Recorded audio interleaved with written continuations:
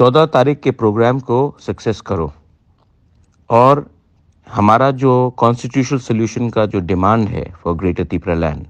उसको आगे करने के लिए आप लोग 14 तारीख को मैं सब MDCs, MLAs, YTF, TWF, senior advisory council,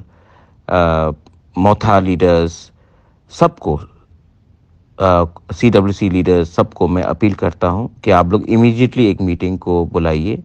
और 14 तारीख के प्रोग्राम में मिनिमम 30,000 लोगों का गैदरिंग होना चाहिए। हम लोग सब जगह से, कंचनपुर हो या साबरूम हो या आपका रायमा वैली हो, सब लोगों को हम लोग लाएंगे, अपने एरिया में लाएंगे और आप लोग अगरतला से भी आइए और हम लोग एक यूनाइटेडली प्रेशर रखेंगे गवर्नमेंट ऑफ इंडिया के ऊपर कि हमारा डिमांड को आपको पूरा करना पड़ेगा। ये सिलसिला जारी रहेगा जब तक हमको अपना constitutional solution for greater Tripura land नहीं मिलता है।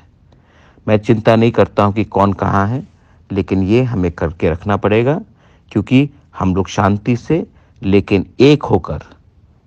होकर मोस्ट इम्पोर्टेंटली एक होकर, एक आवाज में